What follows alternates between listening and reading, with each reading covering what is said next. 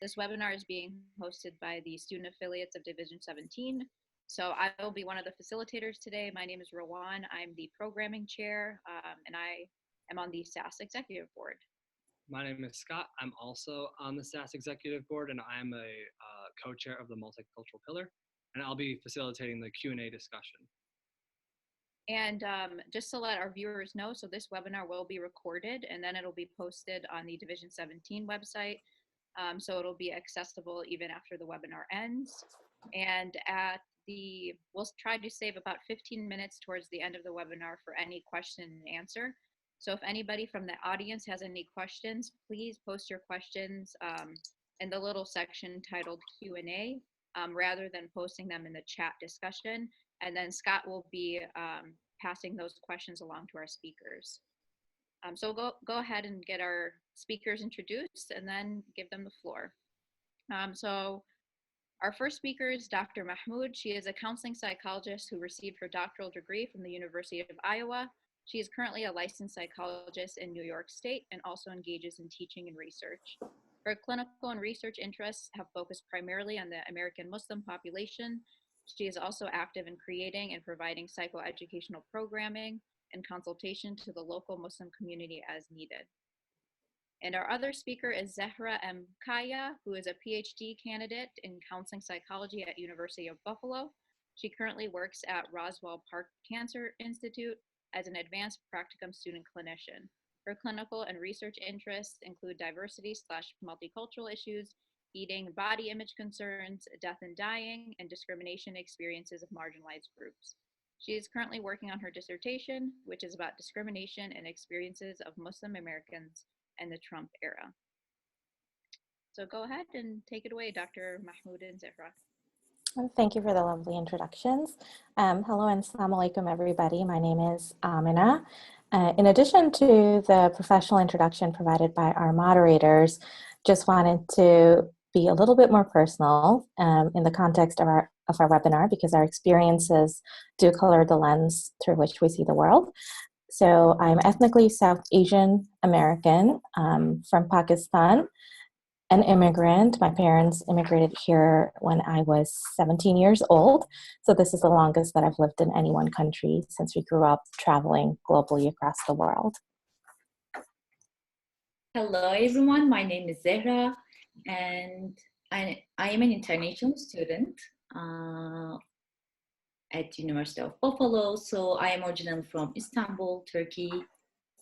So based on where you live in Istanbul, because Istanbul actually located into continent, so you could just I could just identify myself Asian or like European, but I identify myself like Turkish. Okay, so for our webinar for today, we will, in the next 40 to 45 minutes, give you a brief overview of Muslim Americans' demographics, identity, and really focus primarily on Islamophobia and its impacts on identity development, psychological health, and also touch upon resilience and growth amongst the Muslim American community. Towards the end, we will be sharing some resources, and just an FYI, we will be sharing our slides with the moderators, and I think they may have those available for you after the webinar.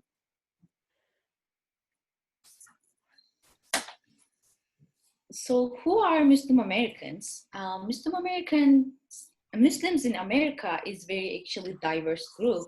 So as we could see from the pictures, from the bottom left, like Rashida Tlaib, Palestinian American Congresswoman, like Hassan Minhaj, like Indian American comedian, Muhammad Ali, Ilhan Omar, Somali American Congresswoman, who is very like on the news right now because of the death threats that she's receiving. Then the next one is Linda Sarsour, an activist, coordinator of the Women's March. So Mahershala Ali is an actor, like won the Oscar recently, and Ibtihaj Muhammad is an Olympic fencer and entrepreneur.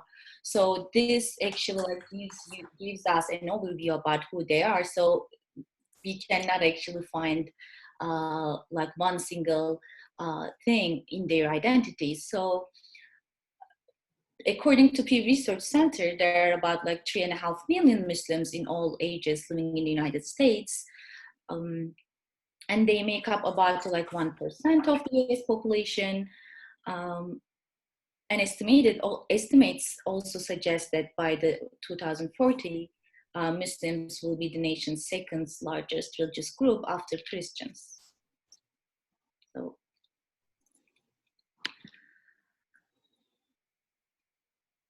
So Muslims have been around earlier than we often think. So they have been present from the very beginning. So the first Muslims to arrive in America, like enslaved Africans, starting with the first slave ship that landed Virginia in 1600s. So Muslims immigrated to America in 4 waves. The first wave actually started like late 1800s and early 1900s. So from Lebanon, Syria, and Jordan. The second wave actually second wave started after World War I, and they were relatives of the first wave of the immigrants. And between 1940s and 60s, America actually received more Muslim immigrants from Eastern European countries, and after 1960s, so many came from South Asia. More recently, Muslim immigrants have come from like Afghanistan, Iraq, and African countries such as Somalia and Sudan. So contrary to like common belief, the majority of non-US born Muslim Americans do not have Arab heritage, and not every person who have Arab heritage is Muslim. So as we could see from the table, like 1/3 of the population is South Asian, another 1/3 like African American. Only the 25% actually has Middle Eastern and North African background. The rest of them actually like from Pacific Island, Sub-Saharan Africa, and European and South American. So it is really important to consider, especially the African American groups, is actually doubly marginalized, and also it is important to consider South Asian is the most populist ethnicity in Muslim Americans, and they are usually like wealthier immigrants compared to other immigrants.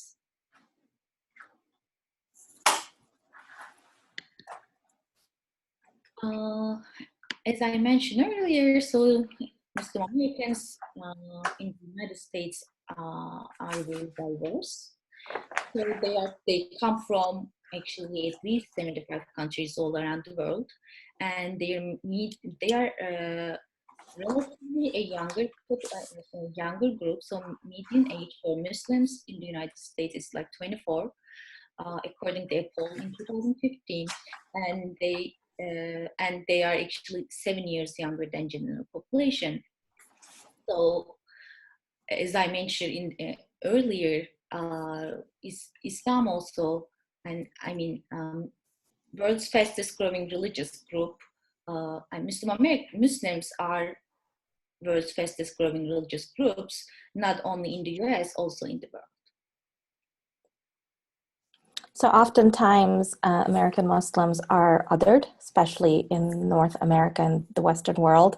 And so this was just a fun slide that I thought we could share with each other before getting into some heavier discussion. And it's just a way to humanize the American Muslim population. So this is from a 2011 Pew Research Center survey, just really essentially showing how much we're more alike than different. So in terms of watching TV, using social networking sites, which actually are very popular with Muslim teenagers, second generation and forward Muslim Americans and the millennials, and they're actually using these social media and technology to create their own narratives as well. So just important to recognize that many of the activities that Muslim Americans engage in are similar to the activities that other Americans are also engaging in.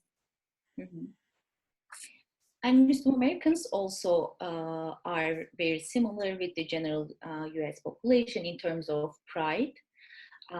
in terms of like being proud to be American. So like every 9 out of 10 Muslim actually reported like proud to be American, and almost all of them like reported they are proud to be Muslim. And indeed, like 9 out of 10 proud to be both Muslim and American. So being Muslim and being American is not either or question. It is more like both and question. So like both identities they report have a big impact and importance in their identity.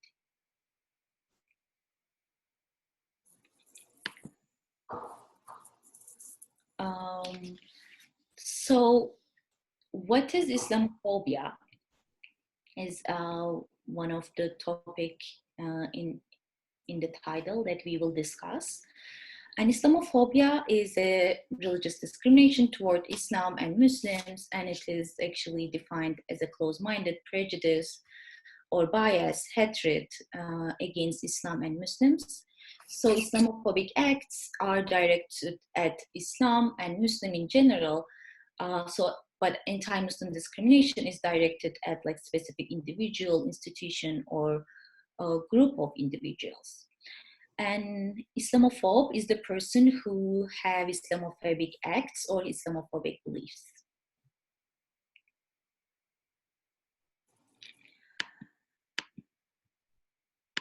So Islamophobia in America is not very new, honestly. Like it started increasing from 9/11, and a survey actually like current president doesn't. After current presidential election, it actually even heightened. So a survey actually found more than half of Americans believe there are more violent extremists within Islam than in any other religion, and they believe like the Islamic faith encourage violence against non-Muslims, and majority of the people who actually attended that interview so believe that Islam has more violent followers than other religion. And since actually January 2002, the proportion of those who believe mainstream Islam promotes violence against non-believers has very, risen. So in the recent FBI reports, a continued increase in religious-based hate crime was seen, especially in the last actually like 3 years. So in general, American population is less than 2% of the American population. But they reported 1/4 of the religious discrimination and hate crimes. So also another FBI report also suggests like current assaults and hatred against Muslims in the United States surpassed levels from 2001, which was post 9/11. So it is the highest of all times right now. And this next slide is just giving you a visual summary of what Islamophobia may look like. And this is courtesy of one of my former colleagues at the University of Iowa, Motier Haskins, who's a professor in the School of Social Work. So I like this visual because it really shows you the systemic impacts of Islamophobia. And those of you from a psychology background, and if you've been exposed to Bronfenbrenner's ecological model, you can see how this can match up with that model in terms of the impact at the micro, meso, macro, exo systems, looking at, impacts in like all these multiple contexts, everyday conversations. So microaggressions, think of those, politics and government as well. This could be laws, policies, but also right now, as Zahra mentioned, with Ilhan Omar being one of the most pretty like being in the news so much, right? And being a Black woman, a refugee, and a Muslim woman, and elected to Congress, think of the biases she's experiencing and how they're playing out at a national scale and in the public eye as well. There's discrimination in the education and health domains. There's still a lot of assaults, physical violence, just a decline in the sense of safety too. Even thinking about the most recent New Zealand terror attacks, we've seen an uptick in security in our mosques and community centers as well. So this is a good way to just get a sense of the varying levels at which Islamophobia impacts the Muslim population.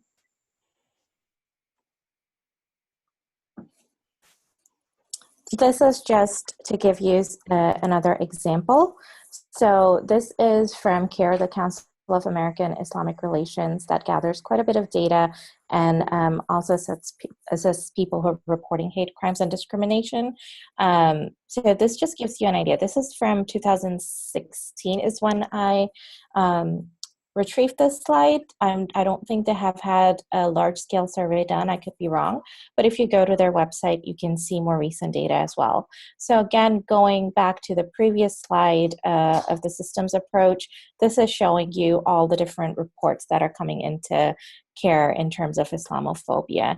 And as you can see, the majority right here down at the bottom, the legal immigration pieces is where Muslims are being affected. And some of it we can see with 2016 onwards, the government's Muslim ban as well. So if we need to picture an Islamophobe, actually current president of the United States is a very fitting example.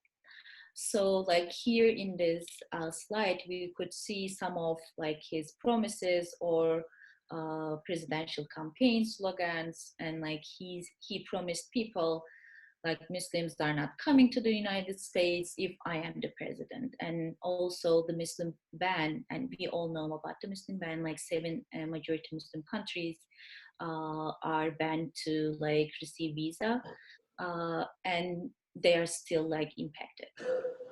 And he actually like said he was planning to like require Muslim Americans to register with a government database, or even worse, mandating the carry special ID cards, and actually like making surveillance of like Muslim Americans and warrantless searches of the mosques was one of like his promised slogans for his election campaign.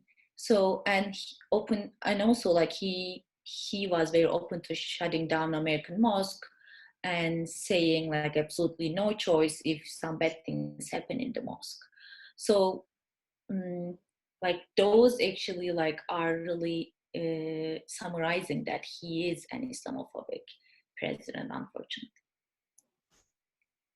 And we can also see in some of the visuals how the communities responded to some of the pieces that he was wanting to pull forward. And these are pictures from the marches that have been occurring since the presidency. It's also important to just think about specific hate crimes. They may or may not have played out at a large scale in the news. And what we do know is that there are many, many incidents that go unreported by the media. They're aware of it, but they don't get the same coverage as some other things do. So it shows you where the priority lies for the media as well. So the Our Three Boys, or the Our Three Brothers hashtag is what it goes by. There were 3 young immigrants, 2 Muslim and 1 Christian, shot dead execution style at a party house in Indiana, February 24, 2016. Indiana is also the state where the current vice president is from, Mike Pence. So it was like multiple gunshot wounds. The second one is the 3 young Muslims, our 3 winners, Dia, Yusur, and Razan, in Chapel Hill, North Carolina. Initially, the way it was reported in the media was it's like a disputed parking spot issue in an apartment complex. But there's Dia Barakat's sister, Suzanne Barakat, called it out for what it was. It was a hate crime. An update on that happened on, it might have been February 10th, so I'm not sure of the exact date, but it was February 2015. There was a congressional hearing on April 9th of this year, just a couple of weeks ago. the two young women, Yusur and Razan, who were sisters, and who were killed in this horrific hate crime. Their father, Dr. Abu Salas, testified in that congressional hearing. And the hearing was entitled Hate Crimes and the Rise of White Nationalism. What was interesting in terms of that hearing was that during the hearing, he was, according to the Our Three Winners Foundation statement, he was repeatedly slandered. As he's talking about the pain he experienced at losing his two daughters, and being a physician, reading the autopsy report and seeing their bodies. And he was asked if he taught his children to hate or if Muslim hates Jews. And that shows you, just that line of questioning shows you at a governmental level, the people who are running our country, the level of hate and bigotry that resides there. And that's pretty powerful. And that was just 2 weeks ago. And of course, we're all familiar with the March 15th attack on Christchurch, that terror attack that took away so many lives. And I was traveling during that time, so I didn't hear of it until I got to my destination, and I was in a different country than the US, so I'm not aware of what the coverage here was like. But I was really horrified to hear that it was being streamed on social media and people were watching that. So these are just some examples of what's going on. And there's many, many more that occur on a daily basis that we do not hear about. And then it's also looking at the media, right? And we got at this a little bit in our previous two slides. What is the media paying attention to, right? How does it identify perpetrators? Who are the bad guys? Who are the good guys? Where is the focus here? So you can see with some of the visuals, some of these comics kind of illustrate the impact that Islamophobia does have on Muslims. You can think about, as the question states on the slide, think of what was the last Muslim person that you saw on media, whether in the news or in a show, and what were they doing? What was their occupation? How are they being portrayed? I mean, there's a lot of improvement to be made there. In 2011, there was a report that was released by the Center for American Progress, the FAIR Inc. report, The Roots of the Islamophobia Network in America. And I'll read you a little bit of the numbers because when I first came across it, I was very surprised. So this is in quotes. So the report found that there were 7 charitable foundations that spent $42.6 million between 2001 and 2009 to support the spread of anti-Muslim rhetoric. So it was a small group of funders, really. So they have, if you go into the reports, they list which organizations or individuals that gathered all this money and really wanted to put across a picture of American Muslims, a specific picture of American Muslims to the U.S. public. More recently, there was a research study conducted at Georgia State in 2017 that shared attacks by Muslim perpetrators on average in the media receive 449% more coverage than attacked by other perpetrators. And also the thing that I always think about is whenever it is someone the media is able to find out as Muslim, they are referred to as the Muslim person. But when it's people of other religious backgrounds, we don't hear what their religious background is, right? So it's how are we defining the people and labeling them. Some other money-related pieces, because that's how the funding is coming to the media as well, and how information is being disseminated. So UC Berkeley and the Council on American Islamic Relations also released a report, and they estimated that there was $206 million funded to 33 groups whose primary purpose was, in quotes, to promote prejudice against or hatred of Islam and Muslims in the U.S. between 2008 and 2013, with a total of 74 groups contributing to Islamophobia in the U.S. during that period. So just let that sit with you for a bit and absorb that information.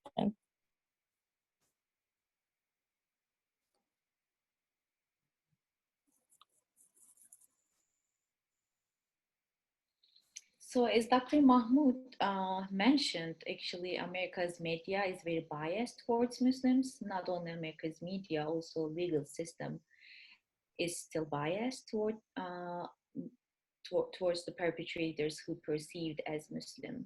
So if the perpetrators of ideologically motivated violence, motivated violence perceived to be Muslim, so media coverage actually like is more likely for them. I mean, they receive like twice more attention and more print media coverage, and they actually like receive like greater reference to their religion, greater mention to specific phrases such as terrorist, terrorism, or terror attack, like Muslim terrorist, like specifying their religion.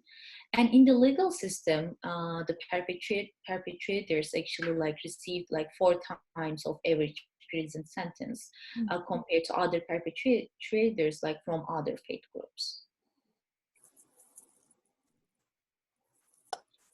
So Islamophobia and mental health. Of course, there will clearly be links between our psychological health and experiencing Islamophobia.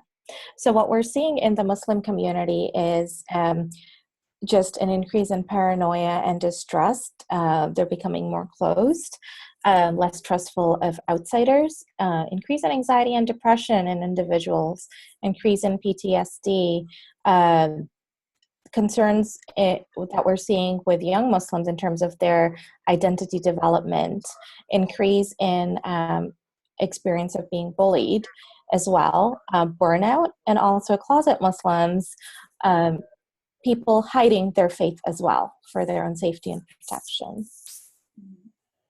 And I think, Zahra, you might have some research information for us too. I need to like add some research information to the connection between Islamophobia and mental health. So a research actually like found statistically significant relationship between perceived religious discrimination and subclinical paranoia, as you mentioned. Like meaning, and it means actually religious discrimination toward Muslims led to increased vigilance and suspicion. And another study also like explored relationships between like Muslim Americans, women's religiosity and job satisfaction. So the authors found actually the Muslim American woman with higher religious commitment reported lower job satisfaction and higher workplace discrimination. And more recent study also investigated ethnic discrimination among like Middle Eastern Arab Americans, and only the half of the participants were Muslim. Results actually like showed that they reported significantly more experience with discrimination than their non-Muslim Arab counterparts. So it actually like shows us not only like race or ethnicity but also like Muslims are maybe like double or triple like jeopardized because of their actually like Muslim identity. So post-Trump stress disorder. Zahra, I think you coined this term, if I'm not mistaken. I like it. I like the sound of it. So just the PTSD, right, related to Islamophobia that people across in the Muslim community are experiencing, perhaps not identifying, but definitely it manifests in their symptoms and their concerns that they bring in even clinically to therapy. There are the laws and regulations that we're seeing being promoted by the current administration, the Muslim ban being the most popular one. There are so many Muslim families right now that are separated due to this law. There was a recent instance, I think they were out in California, where a mom had been waiting for about like 7 months or 8 months to get in to see her infant who was in ICU. And I think she may have just granted permission to come in maybe the day before, the day of, when the infant passed away. And there's many, many more cases like this where children, parents have been divided. And we're also seeing this on a larger scale at our southern border too, with families being separated right now too. In the USA, Muslims report increased perceived religious discrimination related stress, particularly during the 2016 election season. They're feeling less safe as Muslims in the USA, children have been bullied increasingly since 2016. As mentioned in my introduction, I am in private practice, and I prefer to work mostly with Muslim clients. So I had Muslim families and children tell me that with kids as young as 6-year-old, they're being asked by their peers to go back to their country, or whether they're a terrorist, and also many times the teachers too. So there's also instances of non-Muslim kids coming in pretty upset to their parents for fear of their Muslim friend who might be deported, and not quite getting the connection. So there was a lot that was happening in the school system as well. There's an increased vigilance in surroundings by Muslims too, of where they'll be, especially if they are a person of color and if they can be identified as a visible Muslim. So we do have to be mindful of where we're going. So for myself personally too, I know I prevented myself from attending a friend's wedding because it was in a state where there weren't very many people of color, and I'd have to travel a long way from the airport to get to the wedding. And it was just during a time frame where I was just not okay with traveling alone, and kind of wanted a white ally with me. There's also fear with regards to the masjid, which is just the Arabic word for mosque, the Muslim community centers, places of worship. And especially ever since 9/11, but every time there is a major incident, like with the synagogue shooting recently here in the States and the New Zealand terror attacks too, there is always an increase in security at the mosque. And that really impacts you if you're seeing a police car there or police officers present, if the doors are being locked. That impacts people of all ages, really. So there's that fear of going to these masjids and these mosques as well. And Zara, did you want to add to the Twitter correlation? Sure, I can. So there is a recent study also found a correlation between Trump's hateful tweets regarding to Muslim hatreds and like crime towards Muslims. And actually, like, it is very like significant. And like overall, actually, according to like research and clinicians, like Trump's candidacy, presidency, so regulations, laws, and Islamophobic like statements impacted Muslim Americans' mental health negatively and caused them feeling stress. But specifically, like Muslim Americans, like who are women, who are younger, like who are single, employed, and less educated, reported more religious discrimination and more distress. So we could just like consider those groups as more vulnerable when we are working with them. So this is just giving us an idea of the perceived religious discrimination that Muslims experience. So just having a visible faith identity leads to like an increased vulnerability to discrimination or hate. And there's also a few more research studies available on these. Sarah, did you wish to expand on that?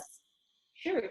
So religious beliefs are usually like held in private and often immeasurable, like in the public domain. But like some people might actually choose to manifest their religious identity in daily life. So those are the people are like more visible. So they are more targeted by the hate crimes.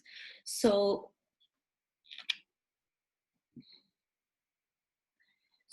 one study like here actually like showed like there is a psychological, there's a relationship. There's a high correlation between like visual religious markers and psychological distress and career barriers. So they are less likely to find a job, and like they are more likely to feel stressed. So according to another study, so wearing a hijab associated with greater perceived religious discrimination, and especially in the Muslim community, like women are more targeted for hate crimes. So like I think like what we can think about in this slide, so not every single Muslim American experienced the same level of religious discrimination, and not every one of them actually perceives the same act as discriminatory.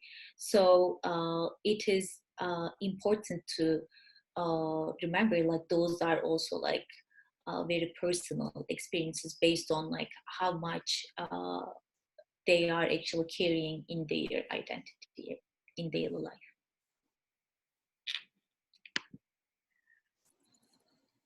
So bullying also increased recently, and according to a survey, like more than half of the Muslim students like bullying due to their religion, and it is like twice the national average. And 1 in 4 bullying incidents are unfortunately like happened by like school staff. So this is a demonstration that shows like how many Muslim families report their children actually bullied in last year. So identity development and how this is being impacted due to the ever-present Islamophobia in our society. So this is particularly important when we consider young Muslim Americans as they're growing up in this context. So there's the piece of you will have some of these American Muslims just completely secluding themselves and just only socializing and attending programming within their faith group. Others will go the opposite way, where they will just reject anything associated with faith. And this is quite the challenge for Muslim parents these days, because there's this constant barrage of negative messaging that they're receiving in the media about what being a Muslim means. And they're internalizing this and don't want to be associated with something that is perceived as negative. So finding that balance in your own faith and your identity is quite a challenge for these Muslims. And the visual right there on the top right that shows you kind of what these Muslims are being labeled as. There is also, alongside with that, we also want to consider the challenges that these pose for young Muslim Americans too. So along with those intersectionalities, it's of course, whether it's sex, gender, sexuality, LGBTQ and Muslim, right? And this is something in particular with the sexuality piece, that population is doubly marginalized again, because many mainstream Muslim communities tend to be homophobic and not accepting. So that's a challenge for these people who are, faith-wise really strongly identifying as being Muslim, facing this barrage of Islamophobia, and then they have their LGBTQ identity that they're trying to balance as well. So just being aware of those pieces as we work with our clients is important. So there's also the role of mosques in the post-Trump era. As I said earlier, mosques have really increased their security. I usually attend a mosque right here in upstate New York that a couple of years ago was at least in our local news, if not national news. It made the news because of a thwarted attempt to attack the mosque, and the FBI was able to step into place right at an appropriate time before things got worse. So that was pretty major in our region. And that continues to happen throughout the states. There are attacks directed at mosques, which are more than just a place of worship. They tend to serve as the center of Muslim community. There's youth group programming there in the last 5 years, maybe as a response to how Islamophobia is impacting the Muslim community. There's been an increase in mental health awareness, education, and programming. Mosques have, at least in my region, have always been very good at interfaith relationships, and more so in the post 9/11 era, they have really increased that programming too. There's a lot that happens here as well. Anything you would like to add, Sarah, to the role of mosques? I think you pretty much covered everything about this. Okay. So We're going towards, there's the Islamophobia piece, it's negative impacts of mental health. How do we reconcile what our identities are as Muslim Americans and American Muslims? All of these links here in the PDF, you should be able to access them as well by clicking on them if you wish to learn more about them. There's a lot that Muslims in America are doing with regards to community engagement and civic leadership. And I see that as part of the growth and resiliency within this community. So as we spoke about in our hate crime slide about our three winners, the three young people shot in their apartment building complex in North Carolina, the sister of Dia Barakat, Suzanne Barakat, she created this initiative of the Our Three Winners Foundation, eliminating hate one bias at a time. So they've really made it their mission to focus on this mission of reducing hate, creating more community. Another great program, and that's the group picture right here in the center right. The middle picture on the right-hand side, it's of the American Muslim Civic Leadership Institute. I was a part of this cohort. This is a program run out of the University of Southern California, I wish to state, I may be wrong, but they're a community religion and civic center, CRCC, and they created this program after seeing a need, I think about 11 years ago, seeing a need to connect Muslims and civic leadership, community engagement, having those leaders be connected, giving them a place to grow, create a support network because they're pretty isolated. They're dealing with the impacts of Islamophobia as well, and they're operating in their own individual bubbles trying to make change, so it would be better to have them connected to each other. Muslims have also been giving back to the greater community in the form of domestic violence shelters.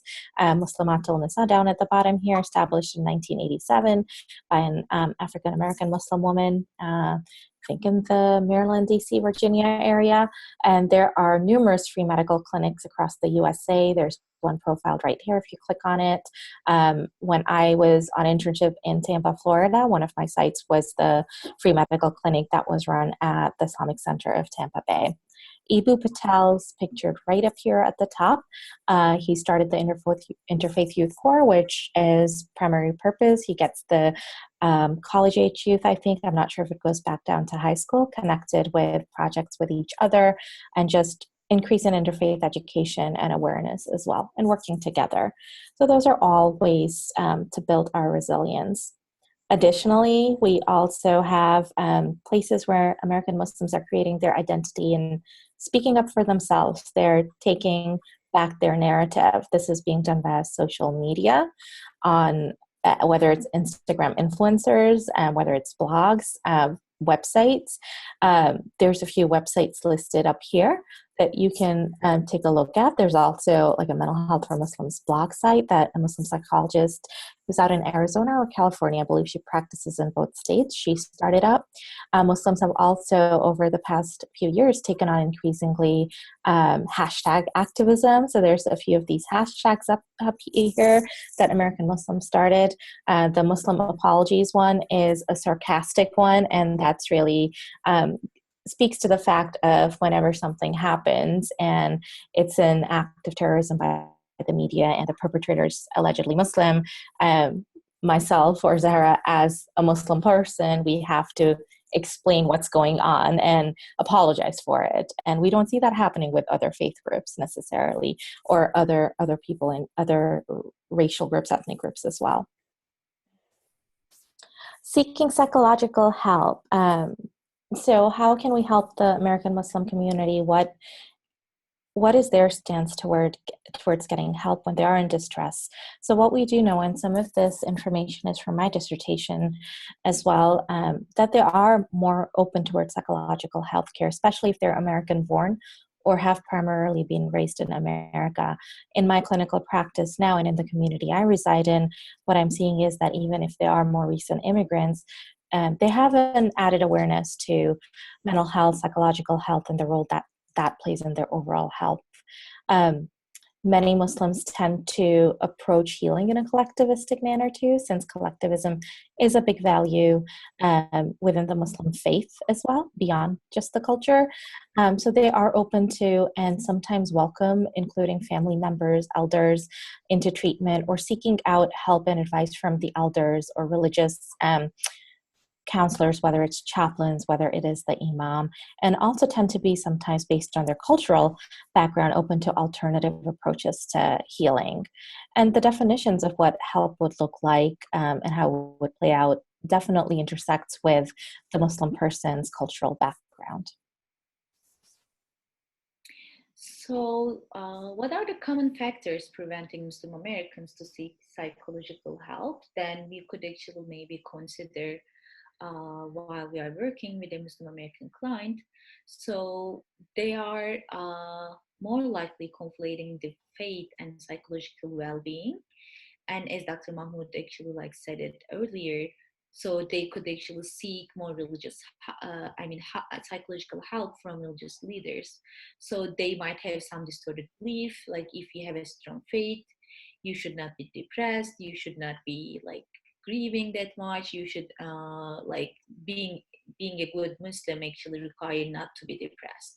So because of that distorted belief, so their psychological crisis might lead them in other spiritual crisis, because they think if I'm depressed, so it means I am not a good Muslim. So they might actually think, and they might actually ignore that part or just avoid in order to be good Muslim in the community. So another, the second thing that might prevent them to seek psychological help is stigma. Mental health stigma, unfortunately, is exists in Muslim community, and it gives pressure to the people who are actually struggling with psychological problems. And the third one is distrust to clinicians that are not Muslim. So they might think the clinicians might ended up judging them or might not understand their difficulties, or the confidentiality also is another thing they might actually be a little skeptical about it. So overall, these three things actually are the most common factors that actually prevent Muslim Americans to seek help. And just as before we move on the visual here is from the Institute of Muslim Mental Health, which just had their 10th year annual conference, I believe, last year. So there's a lot of movement within the Muslim mental health community in terms of reducing stigma and increasing education and awareness. So psychotherapy with Muslims, so it is actually not very realistic for Muslims to go only Muslim psychologists or counselors. So instead, I think we should be more aware. We should just educate or train, non-Muslims psychologists to work with them. And it is important to acknowledge the clients' culture, faith, and intersectionality of their identity, as Dr. Mahmoud earlier mentioned. So it is important to be aware of the current political events and how those events might impact their identities, their problems, and highlighting the respect of the client's confidentiality, since they might have skeptical about it, and using some psychoeducation to explain what is therapy is, what does therapist does, and making them familiarize the client with the role of the counselor. So, and also remembering the importance role of the family, as Dr. Mahmoud already just mentioned that one. Then we could actually just yes. And as Zahra stated too, it's unrealistic for all Muslims to seek therapy with Muslim clinicians. That's just not possible to do. And a very old study, I'm forgetting the year, but I want to say mid-90s, did show that Muslims would see non-Muslim clinicians. The primary factor was they would want that person to have some awareness and understanding about their faith, essentially. To end, we have a few resources for you. So the Institute of Social Policy and Understanding releases a lot of good data and reports on Muslims. There's the Muslim Mental Health blog. The American Muslim Health Professionals is providing Muslim communities with mental health first aid training through certified Muslim speakers and trainers that go across the country, the Institute of Muslim Mental Health's website, and there's also a Muslim Youth Helpline if you're working with clients, especially teenage clients who need just some extra help while they're not able to come in to see you. There's some books to read that you're welcome to peruse. These are more for the general public, the lay public, but there's a lot of good information in there. And just, it's really important to know the communities we work with. So these will give you that. These book references a little bit more for our academic brains. The Counseling Muslims Handbook by Mona Emmer and Samira Ahmed. They're working on a second edition now, as you can see, that was first published in 2012. Thank you very much for bearing with us for this webinar. We hope it was educational to you and informed you of some things you weren't aware of, and I will turn it over to our moderators for any questions that you may have been posing. Thank you both so much again for that. So I want to remind everybody to just, as questions come up, put them in the Q&A down there. The first question we'll start with is, what can we do to help with the burnout that our Muslim friends and colleagues feel? So burnout, I mean, I can personally state that going to graduate school in Sahara, I'm not sure how true this is for you out in Buffalo. When I was in Iowa, I started my PhD program in fall of 2002. So fresh off of the 9/11 attacks. And there was this need in a university town, as you can imagine, for, we need to increase awareness, knowledge, all of that. So I ended up becoming the token Muslim person to respond to all those requests. And that was well and good for a while. And I think after a while, there's this real burnout that occurs for you as being part of the community, especially if you're an educator, if you're active. And for people to help, I think sometimes what's important is to maybe go and do your own research, perhaps, before asking questions, because some of the questions that were asked there, especially in today's age of social media and technology, you can easily find the answers to. So not to say please don't ask questions or concerns, but for example, don't ask me how I feel about rules that Iran is passing. I'm not from Iran. I don't know what's going on there. I can't speak to the experience of Muslims in Iran, right? So it's kind of this idea of treating us as like these token Muslims, and being available at all needs. And most of us, Sahara can speak for herself, even though as we're going through this presentation in an educational manner, right? We ourselves, myself, as a Muslim woman too, we're experiencing the impact of Islamophobia as well in the burnout too. So sometimes it's nice to have the non-Muslim allies step in and step up for us rather than have us respond to everything. Sarah? So another thing could be the big picture, like creating some training modules for counseling centers, counselors, to like making reach out and like how to do like outreach, and then it will actually make them more informed about the population, and maybe then having more active to like reaching out to the people and the community who actually experiencing burning out. Okay, thank you both for answering that. The next question is based off of, you briefly mentioned intersectional identities. And so could you talk a little bit more about how you would navigate that in a clinical setting in terms of how you would approach both the religious Muslim identity as well as maybe sexual identity or other maybe more stigmatized identities? So would you like to go first, Dr. Mahmoud, since like you are practicing like currently? Sure. So, I mean, from time to time, I do get calls from within the Muslim community, and I do see clients who do have intersectional identity. So, for instance, working with someone who's male Muslim and African American as well, with with substance use and alcoholism would be an example, right? So thinking about within the Muslim faith, you're not supposed to use drugs or alcohol as well. So that immediately marginalizes you. That's not something that's seen as good. And a lot of times you're shunned from the community, depending on the area you live in. For instance, in Boston, they actually do provide drug counseling services in one of their main mosques, which is great because we need to be aware that Muslims do experience substance use issues too. So in terms of like that as an example, I think it's more of my role as a clinician is not to shame them.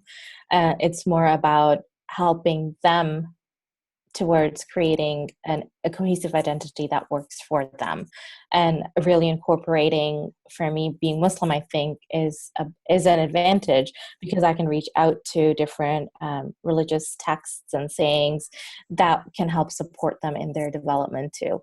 The LGBTQ and Muslim identity piece, that's a little bit more challenging. Because just in general, the area where I reside in, none of the mosques are safe spaces. They don't speak to that at all. That's more, you see some of those safe spaces being created for the LGBTQ Muslim population in larger cities. So for instance, Chicago has an LGBTQ mosque. There's another safe space mosque in Texas, I believe, and that's how they advertise themselves. And the mosque in Chicago, actually, Masjid al-Rabia, if you go to their website, they have a whole listing of resources available for LGBTQ Muslims as well. The challenge in smaller communities is, for instance, if a child comes out to the parents, the fear is always of being disowned. I recently had a clinical situation too where a parent did reach out to me for a consultation because they learned that their child was questioning their sexual identity. And what was really heartening to note for this Muslim parent was their primary concern was not what the child would end up identifying as, but more about how can I strengthen the faith for my child? How can I let them know that Islam is not disowning you? It's more the people who are judging you. And I think sometimes that's a lot of the work that comes in through integrating Islamic principles into counseling, is that Islam tends to be more open, accepting of a lot of things that recognizes that people make mistakes and people are judgmental, but the faith itself is not. So helping people through faith, if that is an important strengthening and empowering piece for them, that's usually the angle I take. Zara? I think you pretty much covered that part, but one thing maybe I could add, as each person is unique, so each person's experiences is unique, even though they are actually in a part of a big group, part of a big community. Even when we are actually creating this presentation, we even discussed with Dr. Mahmoud. So should we call them as Muslim Americans or American Muslim? Because like Dr. Mahmoud use like American Muslims more, and I actually feel more comfortable using like Muslim Americans. So accepting like that would be like uniqueness and the personal personality actually differences exist. I think is really important. I appreciate you both speaking to that question. It looks like we're about at time. And so if it's okay both with you, we would like to be able to give people your email addresses if they have any questions to reach out. And then we will also send along the PowerPoint with all of the resources that you both provided. And again, thank you so much. And I'll bring Rowan back into this picture. Thank you so much. We really appreciate you talking about this subject and answering these questions. So we appreciate your time. Yeah. Thank you so much. And we really enjoyed the presentation. And hopefully the viewers did as well. Thank you so much. Thank you so much. Yep. Bye. Okay, bye.